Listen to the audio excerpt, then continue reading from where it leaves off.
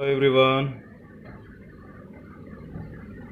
बेटा, अभी तक आप काफ़ी क्वेश्चन कर चुके हो जिनमें आपने न्यू प्रॉफिट शेयरिंग रेशो भी कैलकुलेट की है और सैक्रिफाइसिंग रेशो भी कैलकुलेट की है। ये केस थोड़ा सा अलग है, तो इसको थोड़ा समझेंगे। इम्पोर्टेंट क्वेश्चन है। इसमें सिर्फ कैलकुलेशन है जिसमें आपको सैक्रिफाइसिंग रेशो निकालनी है और न्यू प्रॉफिट शेयरिंग रेशो। यहाँ पर बेटा क्वेश्चन स्टार्ट होता है, किया and Leela are partners sharing profits in the ratio of 3:2. Kiran was admitted as a new partner with 1/5 share in the profits and she brought in rupees 24 as her share of goodwill premium that was credited to capitals of accounts of Kia and Leela respectively with rupees 18,000 and rupees 6,000. बेटा, अब किरण को नया partner बनाया गया 1/5 हिस्से के लिए profits में, और अपने हिस्से की गुडविल का वो पैसा लाइए 24,000, जो कि किया और लीला के कैपिटल अकाउंट्स में क्रेडिट कर दिया गया है। किया के अकाउंट में 18,000 और लीला के अकाउंट में 6,000।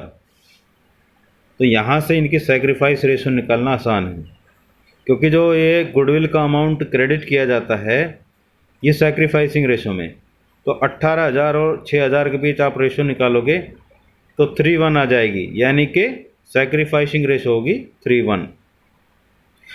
अब यहाँ पर इस चीज़ को दूसरे तरीके से भी समझा जा सकता है कि जो किरण है वो अपना 1/5 हिस्सा वो किया और लीला से 3:1 में ले रही है, तो 1/5 इंटू 3/4 वो तो लिया जाएगा किया से, 1/5 इंटू 1/4 वो लिया जाएगा लीला से। तो इनका नया हिस्सा निकालने के लिए क्या करेंगे, जो इन्होंने सैक्रिफाइस किया है उसको इनके ओल्ड शेयर में से हम घटा देंगे। तो क्वेश्चन देख लेते हैं कि किस तरह से इनकी नई रेशो कैलकुलेट की गई है। बेटा, सैक्रिफाइसिंग रेशो वही 18,000 और 6,000 के बीच निकाल दिया आपने 3:1। क्योंकि ये अमाउंट क्रेडिट कर दिया गया है, तो ये आपको पता है जब कोई नया पार्टनर आता है और अपने हिस्से की गुडविल का पैसा लाता है तो ओल्ड पार्टनर्स जो कि सैक्रिफाइस कर रहे हैं उनके अकाउंट में सैक्रिफाइसिंग रेशो में ही क्रेडिट किया जाता है। अब इसके बाद हम आगे देख लेते हैं। इसके बाद बेटा किरण का शेयर 1/5 है, तो किया का सैक्रिफाइस कितना होगा, क्योंकि हमने सैक्रिफाइसिंग रेशो निकाल ली 1/5 इंटू 3/4। तो इस तरह से किया ने सैक्रिफाइस किया 3/20।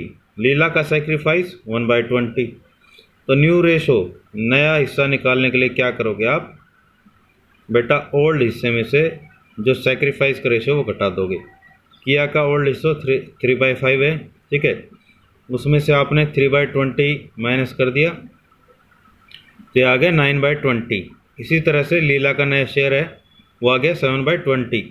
तो इस तरह से इनकी नई रेशो आ गई 974। तो बेटा पिछले क्वेश्चन में आप समझ चुके हो कि जैसे अमाउंट दिया हुआ है तो उसके हिसाब से आप क्या निकाल सकते हो, सैक्रिफाइसिंग रेशो और नई रेशो। अब यहाँ पर एक इम्पोर्टेंट क्वेश्चन है, उसको और देख लेते हैं।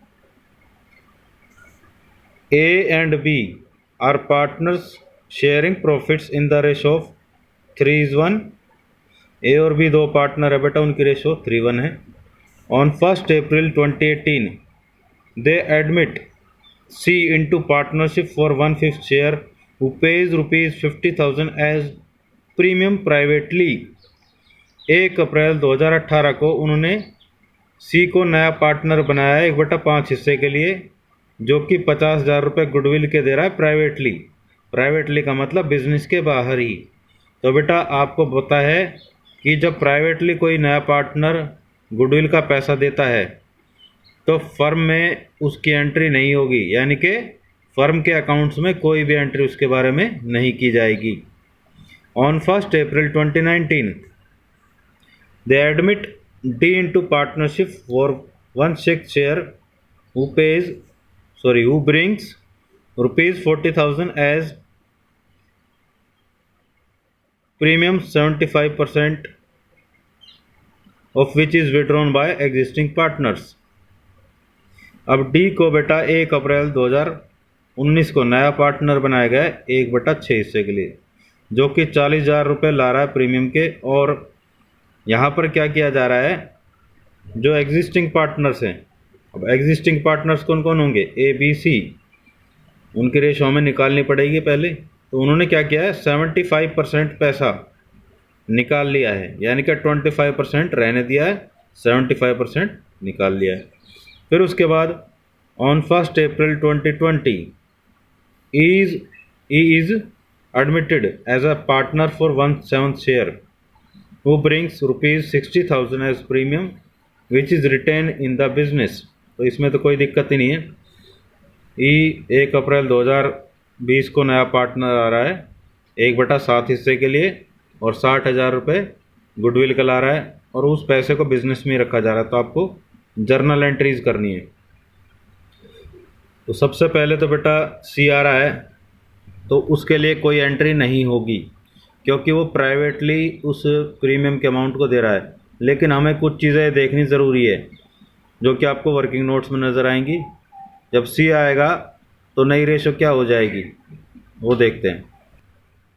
बेटा सबसे पहला पॉइंट तो वर्किंग नोट्स में यही लिखा हुआ है कि जब सी प्राइवेटली पे कर रहा है तो एंट्री कोई भी नहीं होगी।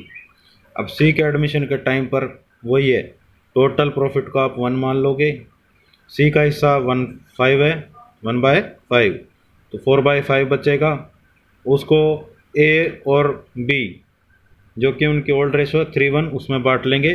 तो इस तरह से ए बी सी की नई रेशो आ जाएगी 3:1:1, राइट।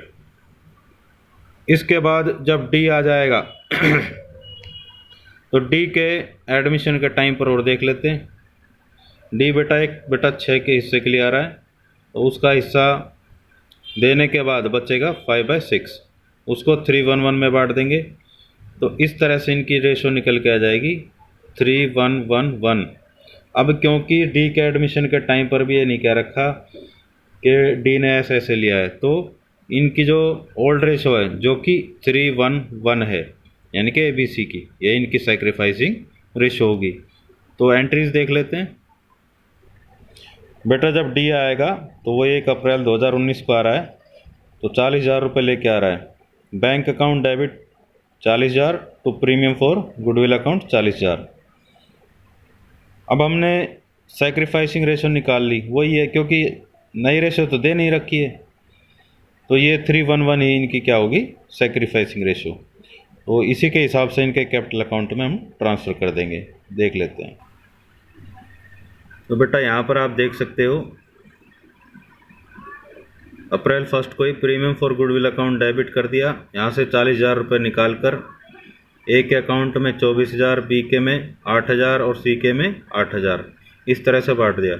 अब क्योंकि ये कहा गया है कि 75% उन्होंने निकाल लिया है, तो एज कैपिटल अकाउंट डेबिट, अब 24,000 का 75% कितना होगा, 24,000 इंटू 75/100, तो ये आ जाएगा 18,000। इसी तरह से बी का 6,000, सी का 6,000, इन्होंने इतना पैसा निकाल लिया, तो to bank account.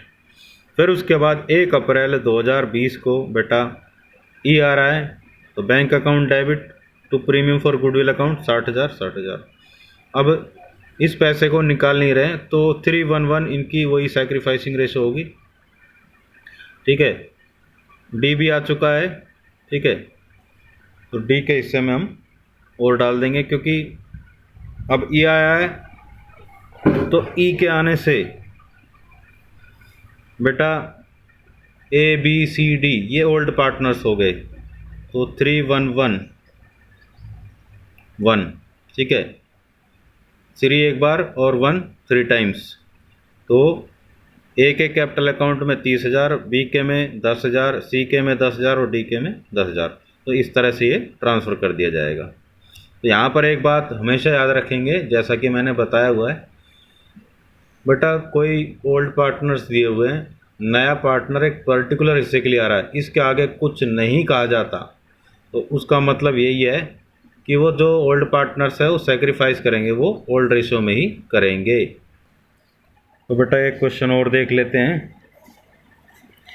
A B दो पार्टनर है, 2:1 उनकी रेशो है। सी और डी को एक साथ नया पार्टनर बनाया जा रहा है और रेशो हो जाएगी फिर नई 4:2:3:1 यानी कि ABCD की। Goodwill is valued at ₹2 lakh, यानी कि गुडविल की वैल्यू निकाली गई है वो 2 लाख। तो सी और डी नए आ रहे हैं, तो 2 लाख गुना 3/10 यानी कि 60,000 सी को लाना पड़ेगा। और फिर बोल रखा है डी ब्रिंग्स रिक्वायर्ड गुडविल, ठीक है, and ₹50,000 cash for capital. Required हमें कैसे निकालनी पड़ेगी, वो 1/10 × 2 लाख यानी कि 20,000। फिर उसके बाद she brings in ₹50,000 cash and ₹40,000 worth stock as his capital. 50,000 तो कैश और 40,000 का स्टॉक कैपिटल की तरह, यानी कि 90,000 टोटल हो जाएगा, जिसमें 50,000 कैश है और 40,000 स्टॉक है। तो ये कैपिटल का अमाउंट है। In addition to the required amount of goodwill in cash, यानी कि गुडविल का अमाउंट अलग से कैश में लाएगा, वो हमें कैलकुलेट करना पड़ेगा, जो कि 60,000 है। तो इसके लिए जर्नल एंट्रीज करनी है। सबसे पहले आप वर्किंग नोट्स देखेंगे। तो यहाँ पर बेटा 2 लाख की गुडविल की वैल्यूएशन की गई है। सी का हिस्सा 3/10 है, क्योंकि नई रेशो दे रखी है उसके हिसाब से आप देख लेंगे, और डी का 1/10 है। तो इस तरह से डी की गुडविल का अमाउंट निकला है 20,000 और सी का 60,000। ये आप निकाल ही लोगे सेक्रीफाइस और गेन, राइट, क्योंकि old ratio minus new ratio, वो न्यू रेशो दे ही रखी है, उसमें कोई दिक्कत ही नहीं है। अब देख लेते हैं। तो बेटा पहले डी की एंट्री कर रखी है, कोई दिक्कत नहीं है, सी की भी आप कर सकते हो। तो वो 70,000 रुपये टोटल ला रहा है, क्योंकि 20,000 रुपये आपने कैलकुलेट कर लिए, 50,000 का तो दिया हुआ है, और ये कह रखा है कि गुडविल का अमाउंट है वो रिक्वायर्ड इन कैश, तो ला रहा है। रिक्वायर्ड कितना, 20,000। तो वो बैंक अकाउंट डेबिट 70,000, जिसमें कैपिटल का है 50,000 और गुडविल का 20,000। इसी तरह से आपने बेटा सी का अमाउंट कैलकुलेट किया। अब यहाँ पर स्टॉक डेबिट है, क्योंकि असेट्स है, तो असेट्स जब आप खरीदते हो तो डेबिट होते हैं, जब आप बेचते हो तो क्रेडिट होते हैं। तो यहाँ पर स्टॉक आ रहा है, तो 40,000 यहाँ पर दिखा देंगे। अब बैंक में कितना पैसा आएगा बैंक में बेटा 60,000 तो आपके हो गए इस चीज़ के, किस चीज़ के, गुडविल के, और 50,000 वो कैपिटल के कैश में ला ही रहा है। 40,000 का स्टॉक, तो 60 और 50 110 तो कैश में आ रहा है। 40,000 का स्टॉक, तो कैपिटल 50 जमा 40 ये हो जाएगा 90, और 60,000 की गुडविल, इस तरह से उसका अमाउंट पूरा हो जाएगा। अब इसके बाद आप क्या करेंगे, टोटल अमाउंट गुडविल का है 20,000 तो डी का, और 60,000 हो जाएगा सी का, तो 80,000। इसको बेटा किस रेशो में बांटेंगे फिर वो सैक्रिफाइसिंग रेशो में बांटेंगे। देख लेते क्या है, क्योंकि बेटा क्वेश्चन में ओल्ड रेशो और न्यू रेशो दोनों दे रखी है, तो इस तरह से आप निकालोगे तो 2:1 आ जाएगी ए और बी की सैक्रिफाइसिंग रेशो। तो इसमें ये अमाउंट बढ़, यहाँ पर आप बेसिकली देख रहे हैं 80,000 बांट दिया है 2:1 में।